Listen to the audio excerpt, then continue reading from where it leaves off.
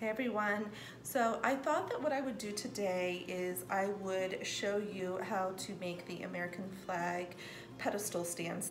I'm pretty sure that I had seen this at some point in time, and I went to Pinterest and I put in a search and I wasn't coming up with anything. So I don't know if I'm not using the right terminology, because I am sure that I am not the first person to use this idea. Popped into my brain because I needed some bun feet for a project that I was working on, and I noticed I had all these different bun feet. And then I had gotten my shipment of these American flags that I like to put into like flower arrangements and potted plants just to make things festive. Thought, you know what, I'm gonna do this. Not only did I find bun feet, and these I've actually already painted, so I started doing the project before I thought, you know what, I bet that somebody else might enjoy this project. Yeah, so let's do this, right?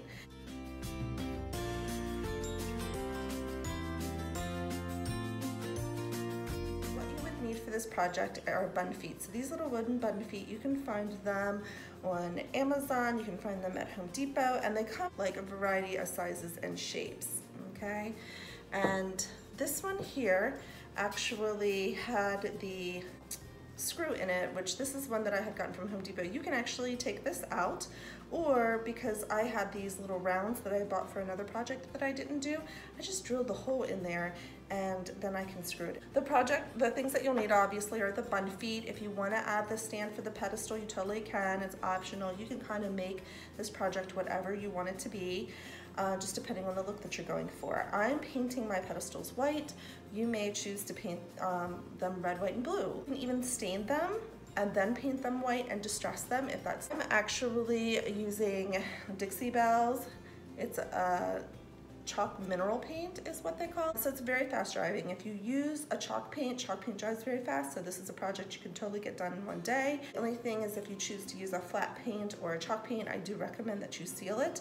So I'm going to be sealing mine with some Chippy Barn specialty wax, only because that's what I have available here at my house. So I did give you a shopping list, so you can do that. So one of the first things you're gonna wanna do, which I started painting these first, but I think it just works better because the other ones, I drilled the hole before I painted it, and that way that if you have any splintering or whatever, it just looks better. So since I'm gonna do a second coat on these, so here I'm just using my drill with my drill bit. You just wanna make sure that whatever drill bit you have, that it's larger than the hole of your flag so that it can pop in there. So anyway. And the flags I got off of Amazon, and you can do whatever sizes you want. These are 4x6. So there you go, there's one little hole. And it's nice because, I don't know if you can see this, but this is one that I haven't drilled yet. They always have the little hole. That's where you would put your, you could put like your felt feet in, or rubber feet in. So just a guide, so it's already marked off in center, so that just makes it super easy when you're drilling. Now you just want to make sure that you're going deep enough so that your flags stand in there without knocking your in. So you can make it a little bit deeper if you wanted to. I have a little bit of room in there for my flag, so that is perfect. In addition, if you are using one of these circles, and these come in a variety of sizes, that will actually also add a little bit of extra height. So I am going to be using my zebra brush, my round one, to paint this project, and it can get a little bit messy because you're trying to hold it. So normally how I hold mine is I just hold my top of my finger and the bottom of, like just as so. I don't even know how you explain that. So then I put my paint on, and I'm just kind of going around. Again, forefinger and thumb, and it kind of just rotates around.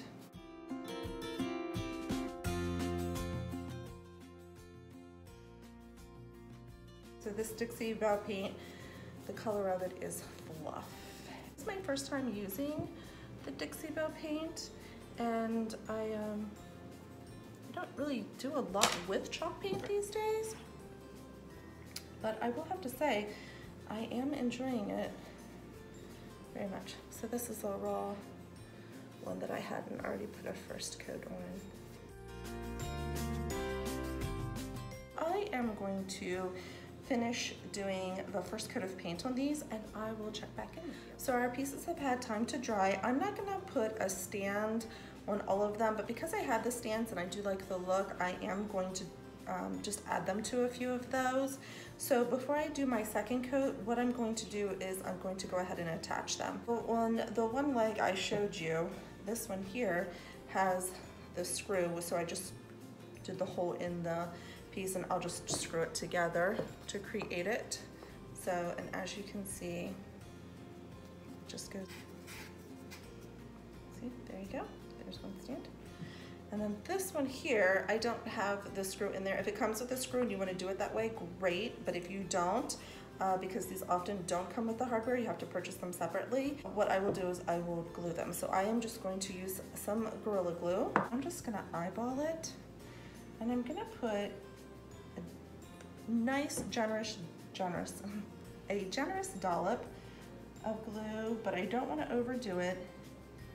So I put that on there, and then what I'm gonna do, so it's probably about the size of a dime. Once you have painted and you have done your second coat and you've glued your pedestals together or left them without the stand, it's ready for wax. So that will be the final part. So here is my piece. Here is my thing of wax. I am just going to put a little bit of wax on my lint-free cloth here so that I can apply it and then buff it out. And a lot of times what I'll use is I'll use an old sock, a t-shirt, just kind of whatever you have. And so I just kind of take like the excess on my cloth and then I kind of dab it all around. And then what I do is I will just kind of rub it. And this is just going to protect the paint. So we have our freshly waxed piece.